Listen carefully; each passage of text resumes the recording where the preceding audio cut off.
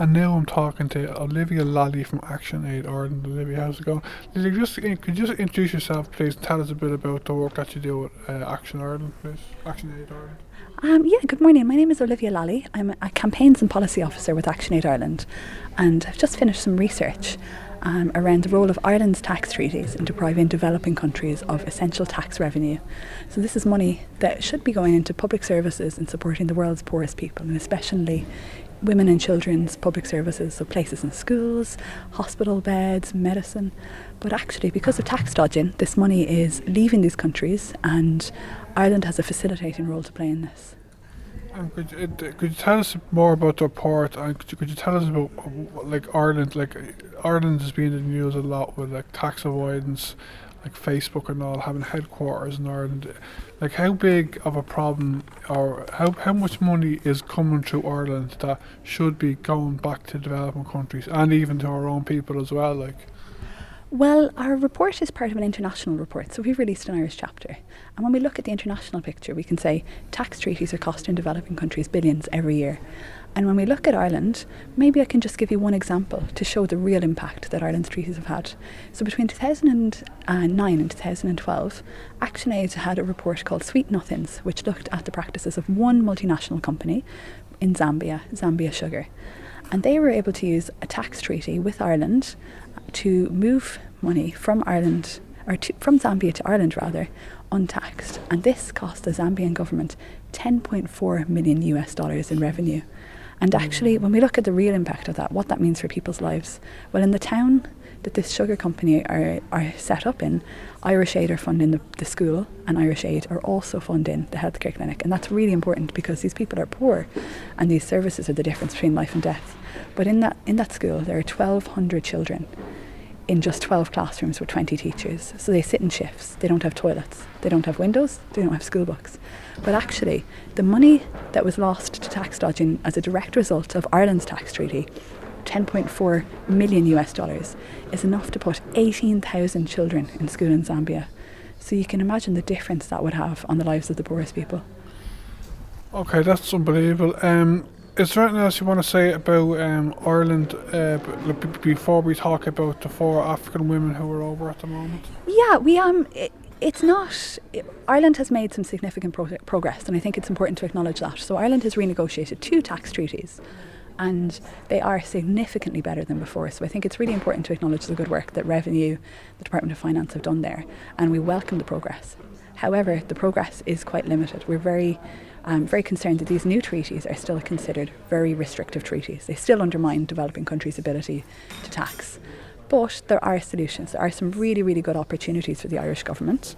So there is a way forward. And what we really need is to use, going forward, the UN Model Tax Treaty as a base, as a starting point from which we can negotiate fairer treaties that allow developing countries to keep more tax to fund public services. And we need to introduce greater transparency. So these are public issues. This is what our government is doing and the impact it has in developing countries. So we want transparency around the negotiation and ratification of treaties. We want the public to see the texts when they're in draft, and we want to debate it with the Oireachtas. And then we need transparency in a much broader way so that we can see what multinationals are doing in Ireland and what the impact of that is for the world's poorest people here and abroad. So we'd really like the introduction of public country-by-country reporting. And you'd probably like the current tax agreements we have at the moment to be reviewed, yeah? So we would really like them to be reviewed, but actually Ireland is in the process of negotiating a new treaty with Ghana.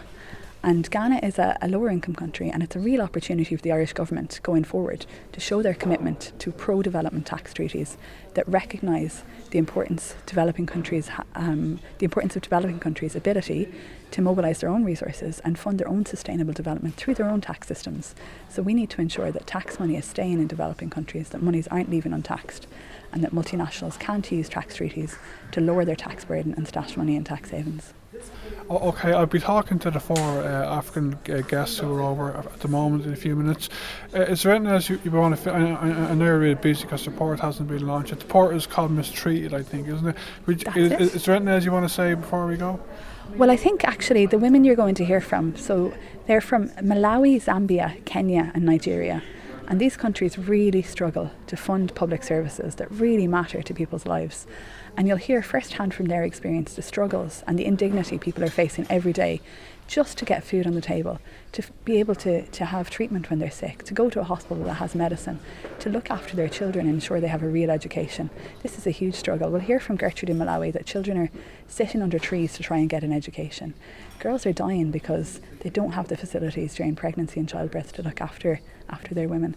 These impacts are massive, and I think that our incredible brave women who are visiting from Africa can really show the true impact tax dodging is having on the world's poorest people. And here in Ireland, we need to act in solidarity and make sure that while on the one hand we have a really, really good development aid programme, our tax system isn't undermining the ability for developing countries to fund their human rights.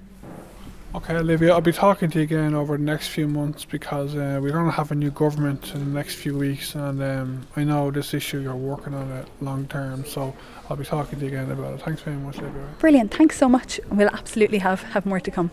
Thanks. Hello, how's it going? Could you introduce yourself, please, and tell us a bit about yourself? Good morning. My name is Cecillia Mulenga. I'm from Zambia. I'm an activist working with ActionAid Zambia and ActionAid Denmark and Ireland. We are campaigning about the tax injustices that the multinational companies have perpetuated to sign in our different countries, especially in my home country called Zambia.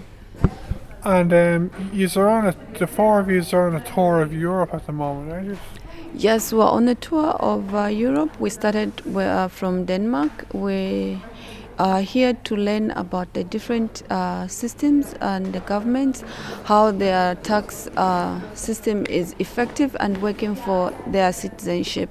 Because when we started with Denmark, we learned about how Danish people like to pay their taxes and how the welfare system works for each and every citizen there. Then we came down to Ireland, and Ireland is a nice, beautiful country, though it's very cold, and we're learning a lot even here. And then we realized to say most of the people don't really know what's happening with the multinational companies and how they're dodging taxes. So it is for this cause that we are here, and we're going to go to UK, then Brussels. Yeah. You're going to Belfast tomorrow, aren't you? To Belfast tomorrow, are you? Yeah, we're going to Brussels tomorrow. We're also going to campaign about the same tax injustices. We are calling it tax toxic in Belfast because we're going to go to the parliament and take shots and just talk to people about cleaning all these injustices that the tax treated come along with it. And are there many multinational companies in Africa? I know Africa is huge continent, like. There are a number of multinational companies depending on what they're looking for in your country. Yeah, like Zambia had signed a treaty with Ireland, which is very strict, which doesn't allow Zambia as a source of the origin of a business to benefit a lot in taxes. They only pay about 0.5 tax in their profits, which is minimum of the so huge tax that they are making. Hence, we are here to try and raise awareness and lobby with the European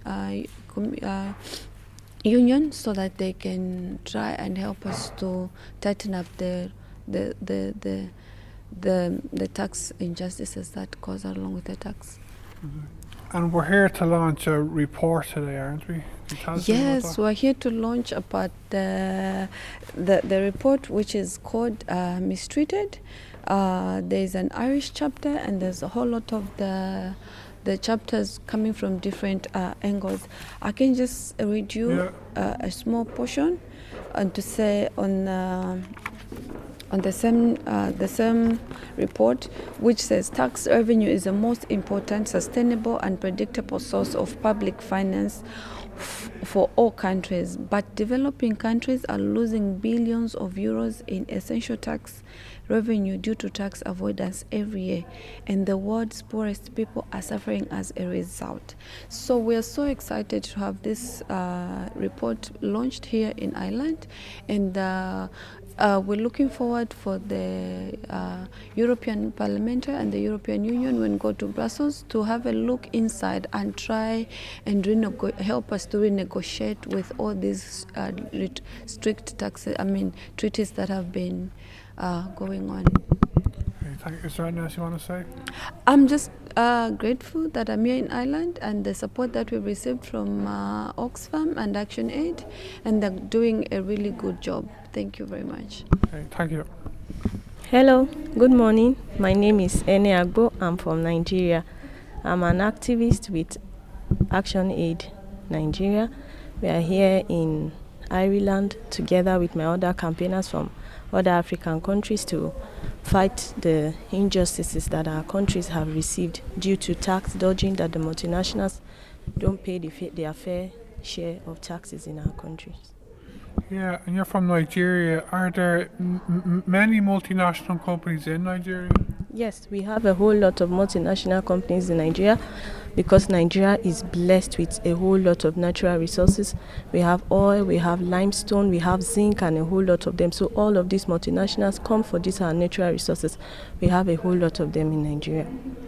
And does Ireland, I was talking to your friend there, she was saying that Ireland has treaties with different countries. Does Ireland have a treaty with Nigeria in economics? Presently, no. Ireland doesn't have a treaty with Nigeria. Okay, and you came to Ireland last week, didn't you? Last week you came to Ireland. Yes, we came. What have you been doing for the last 3 or 4 days? Okay, we came to Ireland on Friday, and since then we've been going around doing debates. We had a debate in Trinity College, and then we had another meeting with the Oxfam staffs. We had another meeting with you were at an art exhibition as well, weren't you? There was an art exhibition. Yes, we are at the art exhibition. That's the Trinity College. Oh yeah, okay. What's your message to our listeners? My message to listeners this morning is that tax justice is not a single thing that one country can achieve. It is a big monster that a whole lot of collaboration is required to overcome. That's why we are here asking that all of the treaties that has been signed that is hindering the developing countries from collecting their fair shares should be renegotiated, and we are calling on the European Union, because we know that Ireland is part of it, to make the country by country report to be transparent. Okay, thanks very much. Thank you. I'm Gertrude. I'm from Malawi. I'm a youth activist. As a youth activist, we work on a number of programs together with ActionAid Malawi. We do child protection in schools, promoting women's rights and tax justice issues. I'm here in Ireland to campaign and to invite my fellow activists so that they can join us in the tax justice campaigning, so that the world becomes a better place for everyone. So what country are you from again? Malawi. And are there many or any multinational companies in Malawi? Yeah, there are quite a number of national companies in Malawi that are operating, but when you look at the tax treaties that they signed with the country, they are really very unfair taxes that are mostly benefiting the multinationals companies and their countries, unlike us as their operating ground. So yeah, there are really quite a number of them. And are any the multinationals headquarters in Ireland that are in Malawi? I wouldn't really point out any Irish multinationals in Malawi, but quite a number of European multinationals are there. Yeah, well, I know, like, I don't even really know of any Irish multinationals, but there as you know yourself, there are international multinationals who have headquarters in Ireland, even though they're like from America or whatever. Like, okay, what's your message to our listeners?